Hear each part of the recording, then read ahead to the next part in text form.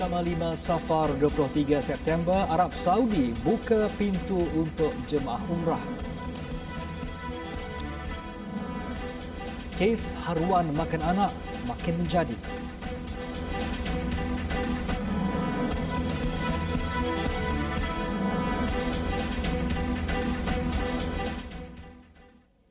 Bismillahirrahmanirrahim. Assalamualaikum warahmatullahi wabarakatuh. Berita Al-Hijrah malam ini bersama saya Adi Akmal Syahrum. Umrah dibenarkan untuk sepanjang tahun secara berperingkat mulai 4 Oktober ini selepas 7 bulan ditangguhkan berikutan pandemik COVID-19. Kementerian Dalam Negeri dalam satu kenyataan yang diterbitkan Saudi Press Agency berkata sebagai permulaan kira-kira 6,000 penduduknya dibenarkan menunaikan umrah setiap hari bermula tarikh berkenaan. Jemaah dari luar negara pula akan dibenarkan berbuat demikian mulai 1 November dengan kapasiti dinaikkan sehingga 20,000 orang sehari. Kementerian itu menyebut umrah akan dibenar dilaksanakan dalam kapasiti penuh selepas ancaman COVID-19 dapat dihapuskan sepenuhnya. Arab Saudi menangguhkan umrah dan menghadkan kapasiti haji tahunan pada Mac lalu berikutan bimbang penularan COVID-19 ke kota-kota sucinya. Keputusan membenarkan semula umrah adalah sebagai tindak balas kepada aspirasi umat Islam di dalam dan luar negara untuk melakukan ibadat terbabit serta menziarahi kota sucinya. Arab Saudi yang menjadi penjaga kepada dua kota suci Mekah dan Madinah dan ia dilihat sebagai sumber kepada keabsahan politiknya. Sementara itu, Menteri di Jabatan Perdana Menteri Datuk Dr. Zulkifli Muhammad Al-Bakri berkata keputusan untuk membenarkan umat Islam Malaysia menunaikan umrah akan dibuat setelah mendapat maklumat rasmi daripada Kerajaan Arab Saudi. Pihaknya akan berbincang dengan Majlis Keselamatan Negara MKN dan Kementerian Kesihatan KKM berhubung prosedur operasi standard SOP sekiranya rakyat Malaysia dibenarkan menunaikan umrah. Kita di Malaysia, kita akan juga masukkan paper ke dalam MKN untuk perbincangan Majlis Keselamatan Negara. Kalau dibenarkan, kita akan tengok bagaimana MKN membuat SOP dahulu dan bagaimana saranan daripada KKM. Sebab kita tak nak akan berlaku kluster umrah pula, satu pula. Jadi bila kluster umrah ni macam-macam lah pula timbulnya. Jadi untuk kali itu insya-Allah kita akan bekerjasama dengan Iraq kepada MKN, KKM dan lain lagi. Kemudian kita akan buat keputusan insya-Allah. Tambahnya, kebenaran menunaikan umrah bergantung kepada maklum balas daripada Kerajaan Arab Saudi selain situasi terkini COVID-19 di Tanah Suci terutamanya Mekah dan Madinah. Jelasnya lagi, Arab Saudi juga menghadkan jumlah jemaah umrah selain menetapkan SOP yang ketat bagi mengelak penularan COVID-19. Beliau berkata demikian pada sidang media setelah merasmikan seminar penipuan umrah bersama pengelola umrah di Putrajaya hari ini. Seminar tersebut julung kali diadakan bagi menyampaikan maklumat mengenai pengurusan ibadah umrah selari dengan keperluan umat Islam. Manakala itu, Pengarah Urusan Mursyid Al-Haramain Travel and Tours Muhammad Mursyid Abu Hassan berkata pihaknya bersedia untuk memulakan operasi di samping melaksanakan kursus khas umrah yang patuh SOP kepada mutawif dan jemaah umrah. Sebenarnya sudah bersedia. Daripada Mac sampai dah sekarang sebenarnya kita menunggu-nunggu bilakah umrah ni akan dibuka dan alhamdulillah berita baik daripada Saudi pun sudah keluar semalam dan secara pastinya SOP akan diperketatkan dan berkenaan dengan face mask, penjarakan dan sebagainya kan. InsyaAllah kita di peringkat Mursyid Al-Haramain memang kita sediakan khusus umrah, khusus mutawif untuk kita standby perkara-perkara ini supaya ianya lebih baik untuk dilaksanakan. Flat Tongkang Yard seberang Perak di Alor Setar ditutup berikutan penularan COVID-19. Timbalan Ketua Polis Kota Setar, Superintenden Muhammad Ridwan Saleh berkata terdapat 10 penghuni di flat itu didapati positif COVID-19. Penutupan ini bagi memudahkan proses saringan oleh Kementerian Kesihatan dilakukan terhadap kesemua penghuni flat terbabit. Penutupan bermula jam 6 pagi tadi dan kini anggota dan pegawai ditempatkan di sekitar kawasan flat bagi memastikan tiada penghuni yang cuba meloloskan diri untuk keluar. Ekoran peningkatan kes COVID positif secara mendadak di Alustar pada semalam iaitu sebanyak 10 kes. Pihak polis telah mengadakan perbincangan dengan pihak Majlis Keselamatan Negara dan penutupan rumah pangsa flat Tongkang Yat di Alustar Kedah akan bermula pada hari ini sehingga urusan saringan dan seterusnya urusan kuarantin selesai. Sehubungan itu, beliau menasihati penduduk flat terbabit supaya terus mematuhi arahan pihak berkuasa berkaitan dengan tindakan penutupan kawasan ini. Sementara itu, tinjauan di flat berkenaan mendapati Majlis Keselamatan Negara telah mengedarkan bekalan makanan untuk penduduk. Difahamkan flat itu didiami 200 penduduk dan kesemua mereka tidak dibenarkan untuk keluar. Seorang bapa mengaku tidak bersalah di Mahkamah Session Kulim atas dua pertuduhan melakukan sumbang mahram terhadap anak kandung perempuannya berusia 14 dan 19 tahun.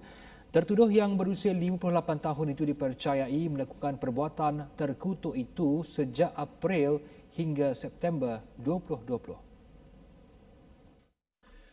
Mengikut pertuduhan pertama, tertuduh didakwa melakukan sumbang mahram terhadap mangsa yang berusia 14 tahun di sebuah rumah di Taman Mahsuri antara jam 2.30 pagi 15 April 2020. Bagi pertuduhan kedua, tertuduh melakukan perbuatan terhadap mangsa berusia 19 tahun pada jam 5 pagi 15 September di alamat yang sama. Bagi kedua-dua kesalahan itu, tertuduh yang bekerja sebagai petani itu didakwa mengikut Seksyen 376A Kanun Keseksaan dan boleh dihukum mengikut Seksyen 376B-1 Akta yang sama. Jika sabit kesalahan, penjara 30 tahun bagi setiap pertuduhan dan sebatan. Hakim Ruzaimah Muhammad Rizwan tidak membenarkan tertuduh diikat jamin kerana pertuduhan tersebut merupakan kesalahan serius. Kes akan disebut semula 26 Oktober depan. Di Terengganu, bekas penolong pengarah SME Corp Terengganu mengaku tidak bersalah atas 4 pertuduhan salah guna kuasa bagi mendapatkan suapan bernilai RM29,700. Halimah Musa Ibrahim, 42 tahun, didakwa telah menggunakan jawatannya untuk mendapatkan suapan bagi menyokong pengesahan kerja pembersihan pejabat SME Corp Terengganu oleh syarikat NDZ Creative Resources. Tertuduh yang mempunyai kepentingan dengan syarikat tersebut dituduh melakukan kesalahan itu antara 1 Oktober 2015 hingga 12 Oktober 2018 di pejabat SME Corp Terengganu. Jumlah keseluruhan nilai kontrak adalah RM29,700 bermula September 2015 hingga Julai 2018. Kes didakwa di bawah Seksyen 23-1 Akta Suruhanjaya Pencegahan Rasuah Malaysia SPRM 2009. Jika sabit kesalahan, penjara maksimum 20 tahun atau denda 5 kali nilai suapan atau RM10,000 mengikut mana-mana yang lebih tinggi. Kes akan disebut semula pada 1 November. Pelbagai jenis dadah bernilai hampir RM10 juta yang dirampas daripada 5,291 kes sejak 1988 sehingga 2018 dilupuskan. Ketua Polis Kuala Lumpur, Datuk Saiful Azli Kamarudin berkata antaranya cannabis 132 kg, metafetamin 16 kg, heroin hampir 30 kg. Jelasnya pelupusan barang kes dadah ini mengikut peruntukan Perintah Tetap Ketua Polis Negara D207 bagi mematuhi kehendak piawaian alam sekitar. Kesemua barang kes dadah ini dilupuskan dengan menggunakan khidmat syarikat kualiti alam Sendian Berhad. Mereka menggunakan fasiliti terbaru iaitu Schedule Waste to Energy atau loji penurunan yang menghasilkan tenaga baru, teratur dan tiada pencemaran. Setelah dimusnahkan barangan itu, energi yang keluarkan tu diguna pakai pula untuk membuat electricity. So it's a very good cycle. Kita tak merugikan barangan yang kita lupus tu, kita guna pakai tu untuk menjadikan tenaga elektrik. Katanya polis terus komited dalam membantras penyalahgunaan dadah dengan memperhebatkan operasi sedia ada. Dalam sidang media sama, Ketua Polis Kuala Lumpur tidak menolak kemungkinan kes samun barang kemas dan wang tunai bernilai RM3 juta di lebuh raya Best Raya kemarin dan samun emas bernilai RM1 juta di Ipoh Perak pada 4 Ogos tahun lalu dilakukan kumpulan sama. Ketika ini, pihaknya sedang giat menjalankan siasatan daripada setiap sudut. Ia termasuk mengenal pasti modus operandi dua kes berkenaan. Mengenai keperluan pengawal keselamatan mengiringi kenderaan membawa barangan berharga, Datuk Saiful Azli berkata pihaknya sentiasa menasihati pihak terbabit untuk berbuat demikian. Bagaimanapun, ia adalah keputusan pihak tersebut untuk membuat ketetapan itu. Saya dah arahkan untuk buat operasi khas dan buat perjumpaan dengan peniaga-peniaga emas, money changer dan all those yang berkaitan dengan industri itu untuk berbincang dan untuk melaksanakan beberapa tindakan yang dapat menghindarkan perkara itu berlaku lagi. Polis sudah merekodkan 8 keterangan saksi berhubung kes samun kenderaan pacuan 4 roda barang kemas serta wang tunai bernilai lebih RM3 juta itu yang berlaku di lebuh raya Best Raya berhampiran Sungai Besi pada petang Isnin.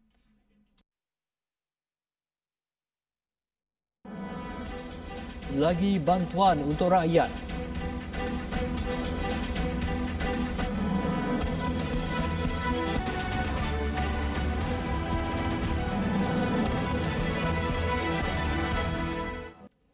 Bertemu kembali. 4 golongan akan menerima bantuan tambahan dari kerajaan bagi mengurangkan beban selepas terkesan dengan COVID-19.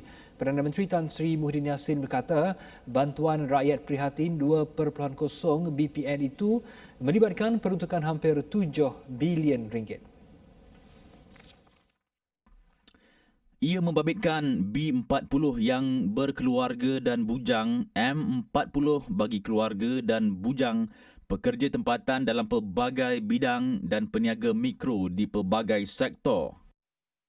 Pertama, RM1,000 kepada 3.7 juta isi rumah B40. Keduanya, RM500 kepada 3.8 juta kumpulan B40 bujang.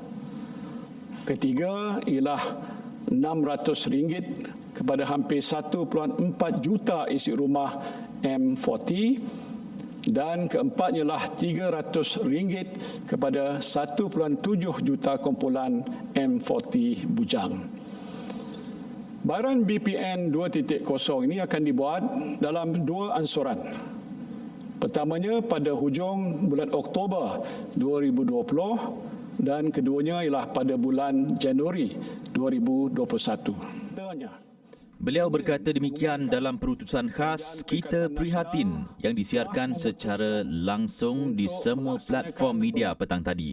Tambahnya, tiada permohonan yang perlu dibuat untuk mendapatkan bantuan ini kerana kerajaan akan menyalurkannya secara terus kepada 10.6 juta penerima yang telah diluluskan di bawah BPN sebelum ini. Selari dengan hasrat merancangkan tanggungjawab mengutip dan mengagihkan zakat, Majlis Agama Islam dan Adat Melayu Perak MAIP mengadakan program Ziarah Korporat 2020. Pengurus Pemasaran MAIP Muhammad Faiz Zakaria berkata program yang turut mengetengahkan Wakaf Perak Ar-Ridwan WPAR itu bertujuan memberi gambaran terus kepada badan korporat untuk menyantuni asnaf. Sebenarnya pada masa sama kita, yang pertama, kita nak menonjolkan kepada asnaf, kepada korporat, bagaimana MAIP menyantuni asnaf ni, ataupun kita nak mereka lihat sendiri keadaan asnaf fakir miskin. Mungkin di sisi lain berbeza, korporat ni dalam bidang tugas masing-masing. Tetapi ini satu pengalaman yang baru pada mereka, bagaimana kehidupan asnaf sebenar ataupun bagaimana Majlis Agama Islam mengagihkan bantuan zakat. Beliau berkata demikian kepada TV Al-Hijrah pada program Ziarah Korporat 2020 menyelusuri kehidupan asnaf di Manjung. Menurut Muhammad Faiz, program ziarah tersebut juga bertujuan menarik perhatian dan kerjasama korporat untuk bersama-sama menderma dan menyalurkan sumbangan khususnya dengan membayar zakat. Jelas beliau, program tersebut pada masa yang sama bertujuan mendapatkan maklum balas daripada pembayar mengenai kaedah agihan zakat dan wakaf. 32 badan korporat terlibat dalam program ziarah dan memberi bantuan kepada 80 keluarga asnaf. Selain serahan bantuan kotak makanan, program ziarah korporat Maib K juga memberi bantuan bulanan, bantuan rumah baru, bantuan perubatan serta baik pulih rumah kepada mereka yang layak.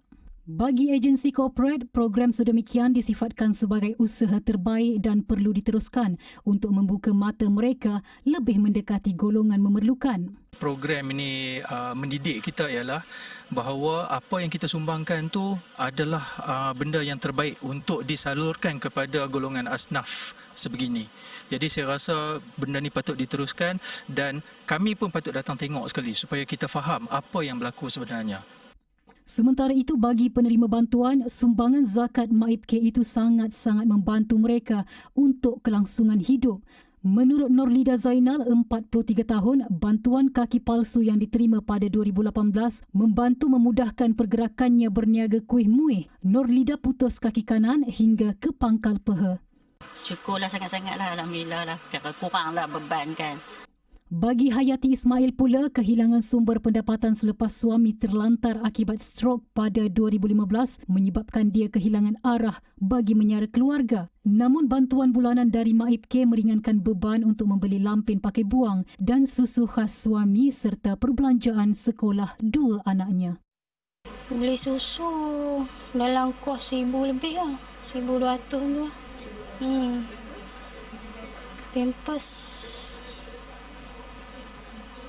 Pampers dalam sebulan dalam 5 macam tu lah kot pampers kan. 500. So tak rasa susah lah sekarang dengan hanya bantu bulanan dalam 600 tapi kena keluar kos yang banyak gitu.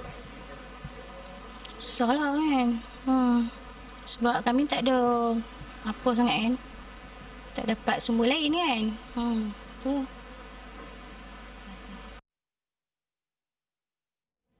Jabatan Agama Islam Wilayah Persekutuan Jawi menyarankan masjid, surau Jumaat dan surau di seluruh wilayah Persekutuan Kuala Lumpur, Putrajaya dan Labuan melaksanakan solat hajat bagi mendoakan kesejahteraan yang di-Pertuan Agong Sultan Abdullah Sultan Ahmad Shah. Pengarah Jawi Muhammad Ajib Ismail berkata solat hajat itu disaran dilaksanakan selepas solat Maghrib hari ini. Yang di-Pertuan Agong ketika ini sedang menjalani rawatan di Institut Jantung Negara IJN. Justru Muhammad Ajib menyeru semua berdoa agar Allah mengurniakan kesembuhan dan keafiatan yang berpanjangan kepada Kebawah Duli Yang Maha Mulia Tuanku serta baginda sentiasa berada di bawah riayah dan perlindungan Allah.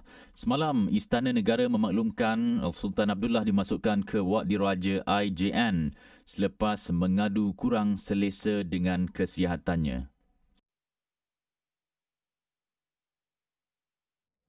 Sementara itu, Istana Negara mengesahkan Presiden Parti Keadilan Rakyat PKR Datuk Seri Anwar Ibrahim dan isteri Datuk Seri Dr. Wan Azizah Wan Ismail dijadual menghadap Yang di-Pertuan Agong semalam. Namun, Datuk Pengelola Bijaya Diraja Istana Negara, Datuk Indra Ahmad Fadil Syamsuddin berkata, pertemuan itu ditangguh ekoran kegeringan baginda yang ketika ini sedang menerima rawatan di Institut Jantung Negara. Dalam kenyataan itu, Sultan Abdullah menasihati seluruh rakyat untuk bertenang dan menjaga kesihatan diri masing-masing dengan mematuhi prosedur operasi standard kerana negara masih menghadapi ancaman penularan wabak COVID-19. Terdahulu dalam sidang media di Ibu Negara, Datuk Seri Anwar mendakwa beliau mempunyai sokongan majoriti ahli parlimen untuk menubuhkan kerajaan persekutuan yang baharu. Malah ahli Parlimen Port Dickson itu dengan yakin menegaskan bahawa majoriti yang diperoleh adalah konklusif dan bukannya majoriti tipis, namun enggan mendedahkan jumlah ahli parlimen yang menyokongnya. Sementara itu, Tan Sri Muhyiddin Yassin menegaskan Kerajaan Perikatan Nasional PN masih berdiri teguh dan beliau adalah Perdana Menteri yang sah. Justru beliau meminta rakyat supaya bertenang menghadapi situasi itu yang akan ditangani dengan baik menurut proses undang-undang dan perlembagaan persekutuan. Kawasan Tanjung Keramat merupakan Dewan Undangan Negeri yang baru dibuka selepas persempadan oleh SPR bagi PRN Sabah. Namun bagi calon muda yang bertanding, aspirasi dan perjuangan tetap sama untuk memberi khidmat kepada masyarakat seperti sebelum ini. Pembangunan infrastruktur menjadi keutamaan buat calon yang bertanding. Ikuti laporan Lutfi Hafifi Japili di Putatan. Terletak di kawasan pinggir bandar yang berdekatan dengan Bandaraya Kota Kinabalu, Dun baru ini dilihat sebagai kawasan yang sedang membangun pesat, sama ada dari segi infrastruktur dan ekonomi. Melalui tinjauan kru TV Al-Hijrah petang tadi, rata-rata penduduk di sini mengharap agar kawasan ini segera dibangunkan dan peluang pekerjaan dibuka lebih banyak. Supaya anak-anak muda kita diberikan peluang pekerjaan dengan pembangunan yang lebih ketara, dengan jalan yang juga selesa bagi pengguna-pengguna, dengan membina sebuah komuniti yang sehat untuk orang-orang Tanjung Keramat. Bagi calon muda, Insinyur Syahilmi Yahya yang mewakili Barisan Nasional, usaha membangunkan kawasan ini secara sistematik harus dilaksanakan segera kerana lokasinya yang dekat dengan ibu negeri Sabah, Kota Kinabalu. Dalam sesi ziarah dan ramah mesra saya bersama penduduk-penduduk setempat di kawasan Tanjung Keramat, saya dapat makluman ataupun feedback daripada mereka bahawa meningkatkan kualiti perkhidmatan dan juga infrastruktur di kawasan Tanjung Keramat ini adalah satu keutamaan. Usaha mempergiatkan pertumbuhan ekonomi dan juga aktiviti perniagaan, kerana dengan adanya pertumbuhan ekonomi, bergiatnya aktiviti perniagaan di kawasan ini, maka akan dapat menjadi satu limpahan kemakmuran serta kesejahteraan bagi penduduk setempat, malah bagi negeri Sabah. Bagi PRN kali ini, calon Dun Tanjung Keramat berdepan dengan 5 penjuru melibatkan Barisan Nasional, Parti Warisan, Parti Cinta Sabah, Parti Liberal Demokratik dan Parti Pertubuhan Kebangsaan Bersatu Sabah.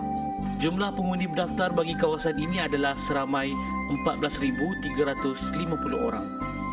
Laporan Lutfi Hafifi Japili untuk Berita Al-Hijrah. Sudah 63 tahun negara mengecap kemerdekaan. Hargailah pengorbanan yang telah dilakukan oleh perwira negara. Menyumbanglah ke tabung pahlawan Angkatan Tentera Malaysia sekarang.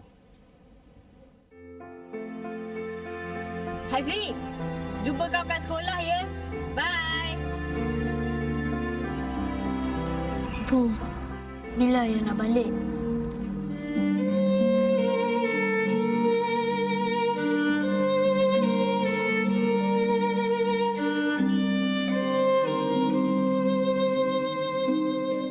Halo, jaga ibu, jaga adik ya. Kerinduan itu kian dirasai bersama penantiannya meniti hari.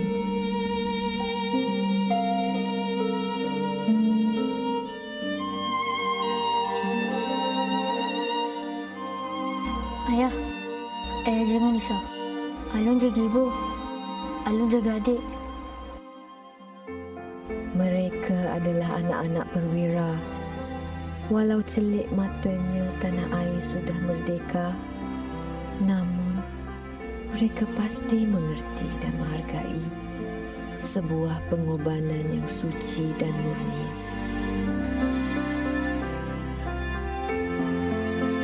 Mereka layak diberi penghormatan atas segala pengorbanan yang telah dilakukan. Bantulah mereka dengan menyumbang ke tabung pahlawan. Sumbangan boleh disalurkan ke akaun Maybank yang tertera di bawah.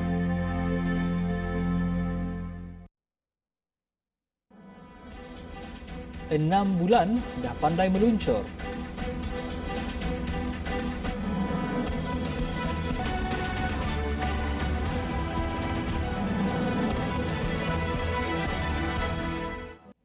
Bertemu kembali.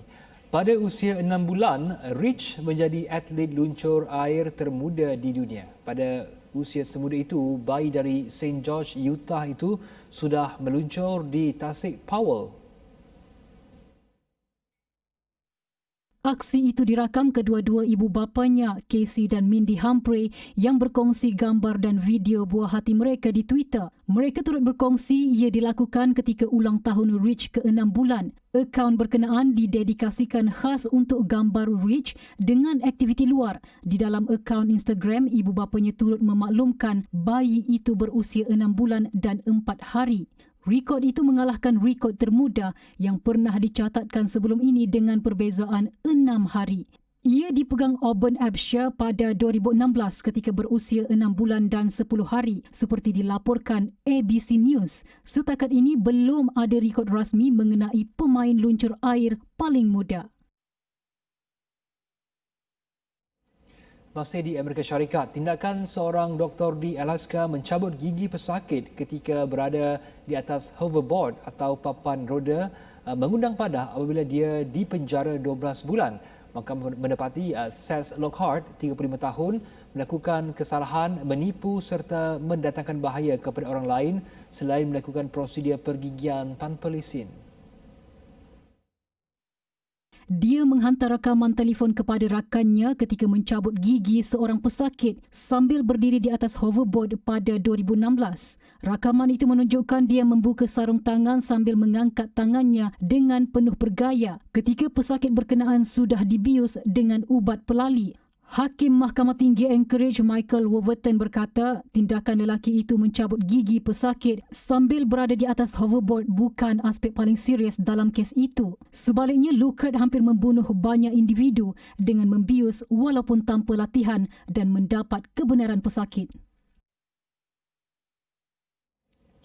Pakej menarik dan mampu milik yang menerusi program Bincang Niaga Prihatin TV Al-Hijrah yang ditawarkan kepada usahawan industri kecil dan sederhana IKS bagi sesi selatan. Selain peluang berkenaan, TV Al-Hijrah akan turut bekerjasama dengan SME Corp dan Perbadanan Usahawan Johor PUBJ dalam perkongsian maklumat dan hala tuju kepada peniaga IKS.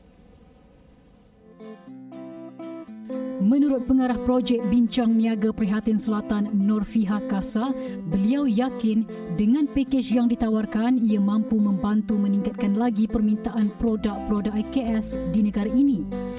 Mereka akan mewar-warkan, mereka juga akan membuka mata usahawan kita untuk lebih celik tentang apa sahaja geran, apa sahaja bantuan kerajaan yang disalurkan pada usahawan. Sebenarnya kerajaan memberi banyak peluang, banyak bantuan, bukan hanya dari segi pembiayaan. Mereka juga ada menyediakan lokasi perniagaan.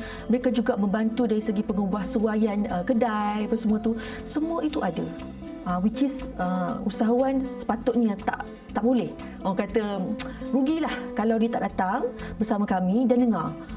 Norfiha berpandangan melalui platform pengiklanan produk usahawan IKS di TV Al-Hijrah, ia mampu mewujudkan kepercayaan dan keyakinan pengguna kerana setiap produk yang akan diiklankan perlu melalui saringan dan memenuhi kriteria halal dan selamat digunakan. Sehubungan itu, Norfiha berharap usahawan tidak melepaskan peluang mendapatkan kejutan pakej pengiklanan terbaik dan cabutan bertuah daripada TV Al-Hijrah. Program Bincang Niaga Prihatin edisi Selatan akan diadakan di DoubleTree by Hilton Hotel Johor Bahru pada 28 September bermula 9 pagi hingga 5 petang. Untuk mendaftar, anda boleh melayari laman web atau mengesan QR kod Bincang Niaga Prihatin seperti yang tertera.